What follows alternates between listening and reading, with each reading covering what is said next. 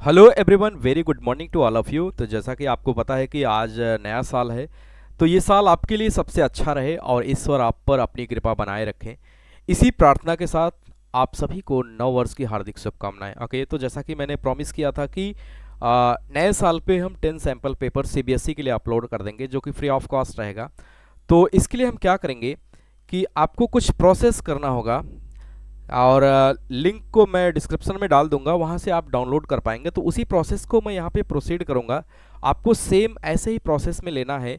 जैसे आप इस तरीके से प्रोसेस में लेंगे तो आपको 10 सैम्पल पेपर्स मिल जाएंगे और आप प्रैक्टिस अच्छा करके अपने मार्क्स को इम्प्रूव कर सकते हैं कि जो भी 2024 में सीबीएसई बोर्ड का 12th का एग्ज़ाम होने वाला है, खासकर मैथ्स के लिए ये ऑफ़र है। तो इस तरीके से आपको क्या करना है, आपको पहले चैनल पे आ जाना है। वो चैनल चाहे मैथ्स बाई कुलदीप विश्वकर्मा हो, ओके, आप इस चैनल पे आ जाइए, या 20वीं एकेडमी करके है, इस पे आ जाइए, दोनों पे ये अवेलेबल रहेगा। ओके, तो आपको करना क्या है, सिंपली जैसे मैं मैथ्स बाई कुलदीप विश्वकर्मा पे आ गया, तो आपको वीडियो को ओपन करना है। तो मैं ओपन कर ले रहा हूँ वीडियो को। जैसे ही ओपन करेंगे, ओके, ये वीडियो मैंने ओपन कर लिया। इसके बाद इसके डिस्क्रिप्शन को चेक करना है। तो जैसे ही इस डिस्क्रिप्शन को आप खोलेंगे तो यहाँ पे दो लिंक आपको मिलेगा। ओके, बेसिक यूजफुल ग्राफ्स करके है, तो इस पे आप क्लिक करेंगे तो एक पीडीएफ फाइल ओपन होगी। ओके, तो जैसा कि मैं बार बार कह रहा था कि डिफरेंशियबिलिटी अभी मैंने फिनिश किया, उसमें भी इसका यूज़ है।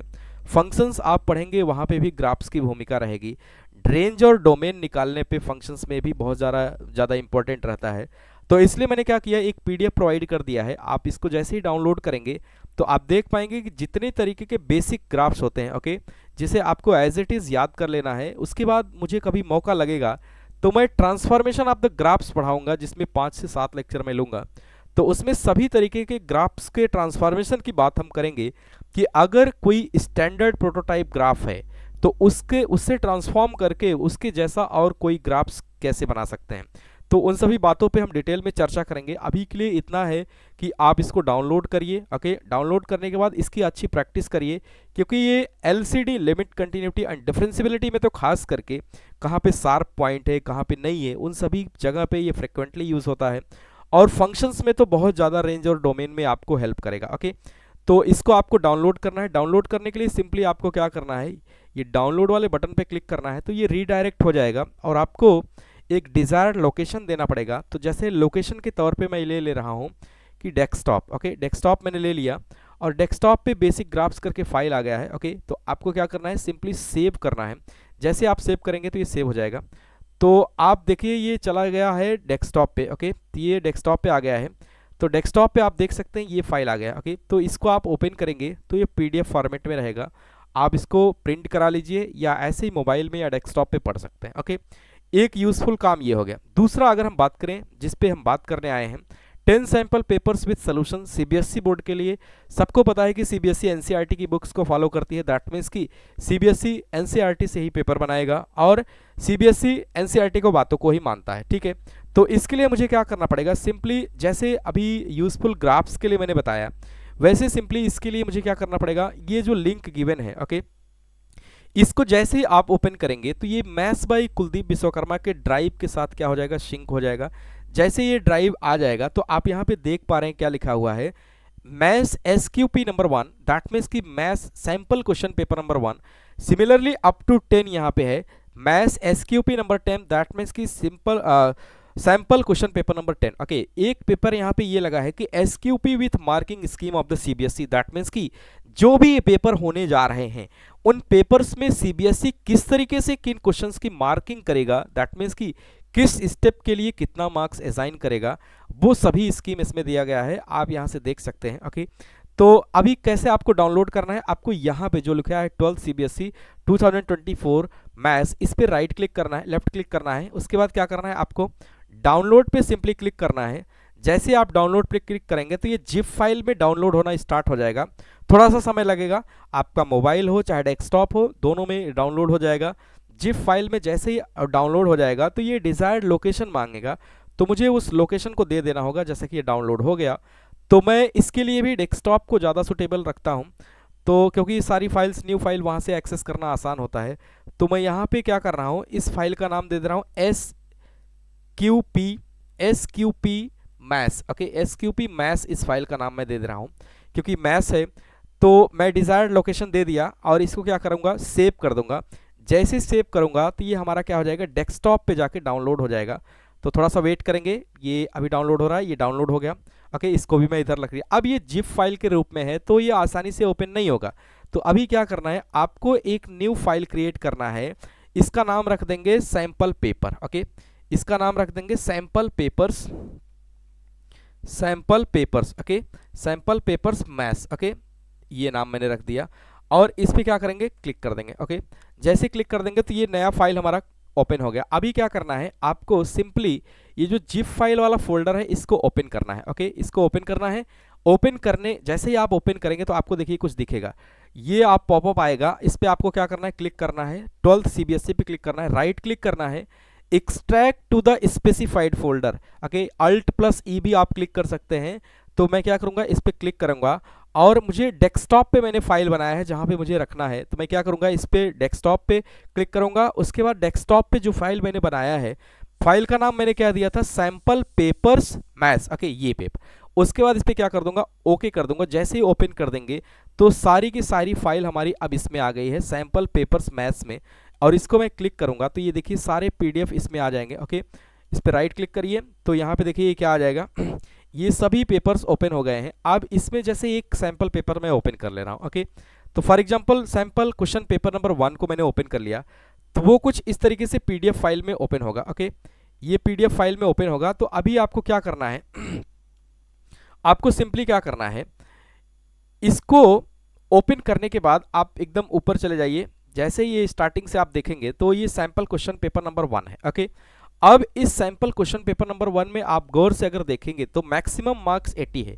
80 का मतलब ये है कि आप जब किसी सेंटर पे एग्जाम देने जाएंगे तो आप 80 मार्क्स का करके आएंगे और 20 मार्क्स आपके कॉलेज देता है, जो इसको हम इंटरनल मार्क्स बोलते हैं। 3 घंटे का पेपर है, कुछ जनरल इंस्ट्रक्शन होंगे as per the guidelines of the CBSE. तो जैसा कि यहाँ पे दिया है कि 5 सेक्शंस है, A B C D E. Okay, अगर पॉइंट नंबर 2 को मैं पढ़ूं तो इसमें सेक्शन ए में 18 मल्टीपल चॉइस क्वेश्चंस होंगे, 2 असर्शन रीजन होंगे। दैट मीन्स कि कोई स्टेटमेंट होगा, उसके अक्रॉस रीजन लिखा होगा कि क्या ये रीजन सही है या इस रीजन के लिए स्टेटमेंट सही है क्या, एक एक नंबर के क्वेश्चन होंगे। सेक्शन बी में 5 वेरी शॉर्ट आंसर्स होंगे। ओके, दैट मीन्स कि इसके 2-2 मार्क्स के क्वेश्चंस होंगे, छोटे क्वेश्चंस होंगे। सेक्शन सी में 6 शॉर्ट क्वेश्चन टाइप के आंसर होंगे जिसमें ये 3 मार्क्स के होंगे। ओके, और सेक्शन डी में 4 लॉन्ग आंसर देने होंगे जो 5 मार्क्स के होंगे। एंड फाइनली सेक्शन ई में अगर हम बात करें तो इसमें 3 सोर्सेस बेस्ड क्वेश्चन होंगे या केस बेस्ड क्वेश्चन होंगे। ओके, या बहुत सारे पैसेज दे दिए जाते हैं, वहां से भी क्वेश्चंस ले लिए जाते हैं। तो ये 4-4 नंबर के क्वेश्चंस होंगे। तो देखिए ये सेक्शन में जिस तरीके से क्वेश्चन आता है तो पेपर को एज इट इज वैसे ही सेट किया गया है। पेपर के लास्ट में आप देखेंगे तो एक कॉलम प्रोवाइड कर दिया गया है सोल्यूशन का। ओके, दैट मीन्स कि पेपर के लास्ट में जैसे ही आप आएंगे तो सोल्यूशन में आपको सभी क्वेश्चंस के सोल्यूशन भी मिल जाएंगे। तो आप प्रैक्टिस करिए, जहां पे नहीं समझ में आ रहा है तो आप सोल्यूशंस देखिए, लेकिन पेपर को पूरा करिए। ओके, इस तरीके से आप 10 पेपर्स को अगर लगा लेंगे तो आपके मार्क्स इंप्रूव होना 100% तय है। ओके, तो आप अपने मार्क्स को इंप्रूव कर सकते हैं क्योंकि ये question paper as per the CBSE guideline ही तैयार किया गया है। ओके, अब दूसरी हम बात करें कि इसमें इस तरीके से 10 पेपर ये हो गए। ओके, एक पेपर जो मार्किंग स्कीम वाला है इसको मैं ओपन कर ले रहा हूँ, sample question paper with marking scheme. इसका क्या मतलब है, इसमें देखिए सैंपल क्वेश्चन पेपर 12th का है, ये 24 जो एग्जाम होने वाला है इस तरीके से आपके सामने आएगा। 3 घंटे का पेपर रहेगा, सारे इंस्ट्रक्शन एज इट इज जैसे मैंने एसक्यूपी नंबर 1 में बताया वैसे ही रहेंगे। अब इसमें क्या होगा, मार्किंग स्कीम मुझे देखना है कि मार्किंग स्कीम क्या है। फॉर एग्जांपल मैं आ गया क्वेश्चन नंबर 26 में। ओके, सेक्शन सी में क्वेश्चन नंबर 26। तो देखिए ये 3 मार्क्स का क्वेश्चन है, इंटीग्रेशन का क्वेश्चन है। आप अगर देखेंगे तो ये इंटीग्रेशन का क्वेश्चन है। तो इसमें find the integration of 2x² + 3 upon x² into x² + 9। अब ये पार्शियल फ्रैक्शन का क्वेश्चन है। तो इसमें जैसे ही हमने x² को t अज्यूम किया, सब्स्टिट्यूशन के तौर पे x² को मैंने क्या अज्यूम किया, t। ओके, x² को मैंने t अज्यूम किया। जैसे x² को मैंने t अज्यूम किया तो सीबीएसई बोर्ड क्या करता है, इसके लिए हाफ मार्क्स असाइन किया है इसके राइट साइड में। और ये पार्शियल फ्रैक्शन का क्वेश्चन है, दैट मीन्स कि इस पूरे इंटीग्रेशन को पहले मुझे पार्शियल फ्रैक्शन में ब्रेक करना पड़ेगा, दैट मीन्स कि a upon T plus B upon T plus 9 के फॉर्मेट में। और पार्शियल फ्रैक्शन में ब्रेक करने के बाद जब हम a और b की वैल्यू को निकाल लेंगे तो इसके लिए सीबीएसई ने 1 नंबर तय किया हुआ है। ओके, सिमिलरली अभी क्या करेंगे, इस पार्शियल फ्रैक्शन को, दैट मीन्स कि पूरे इंटीग्रेशन को दो पार्शियल फ्रैक्शन में कन्वर्ट कर लिया, दैट मीन्स कि एक इंटीग्रेशन को दो इंटीग्रेशन में मैंने स्प्लिट कर लिया। उन दोनों इंटीग्रेशन को जब हम लिख देंगे, जब हम स्टेप्स को लिख देंगे एज अ इंटीग्रेशन फॉर्मेट, तो उसके हाफ मार्क्स हैं। और इन दोनों इंटीग्रेशन को सॉल्व करके जब हम ये आंसर पे आ जाएंगे तो इसके 1 मार्क्स होंगे। तो टोटल ये हाफ हाफ 1 प्लस 1 2 प्लस 1 3, इस तरीके से आपको मार्क्स मिलेंगे। तो सभी क्वेश्चंस के लिए यानी सभी सेक्शंस के लिए आपके स्टेप मार्किंग है, तो इस तरीके से ये सभी दिया गया है। तो आपको इसको भी देख लेंगे तो हेल्प मिलेगी कि कौन सा स्टेप करना है, कितना स्टेप करना है। तो उम्मीद करते हैं समझ में आ गया होगा। इस तरीके से 10 सैम्पल पेपर्स हैं, और ये भी आपके लिए जो अभी मैंने बताया ग्राफ्स भी बहुत इंपॉर्टेंट है, इसको पूरा आप प्रैक्टिस करिए। ओके, तो इस तरीके से आप इसको कर सकते हैं। तो उम्मीद करते हैं समझ में आ गया होगा। अब मैं मिलूंगा 20 जनवरी के बाद, और एक चैप्टर में लेके आऊँगा डिफरेंशिएशन, जो कि काफ़ी ज़्यादा यूज़फुल है। हालांकि मैंने इंटीग्रेशन भी पढ़ा रखा है, लेकिन डिफरेंशिएशन मैंने नहीं पढ़ाया। और अभी आने वाले समय में मैं क्या करूँगा, डिफरेंशिएशन स्टार्ट करूँगा, क्योंकि डिफरेंशिएशन हर जगह यूज़फुल है। तो डिफरेंशिएशन की हेल्प से मैं सभी चैप्टर्स को आगे प्रोसीड करूँगा। और एक चीज़ और मैं बता दूँ, आने वाले समय में कोई भी ऐसा टॉपिक नहीं होगा IIT JEE as well as the board जो कि यहाँ पे ना हो। मैं सारे टॉपिक्स को 1 बाय 1 कवर करूँगा, बस समय थोड़ा सा लगेगा। ओके, तो उन सभी समय को लेते हुए मैं सारे टॉपिक्स को कवर करूँगा, और उम्मीद करता हूँ आपको यहाँ से कुछ अच्छा सीखने को मिल भी रहा होगा। ओके, तो इस तरीके से हम यहाँ से पेपर्स को डाउनलोड कर लेंगे और प्रैक्टिस करेंगे, अपने मार्क्स को अच्छा इंप्रूव कर पाएंगे। ओके,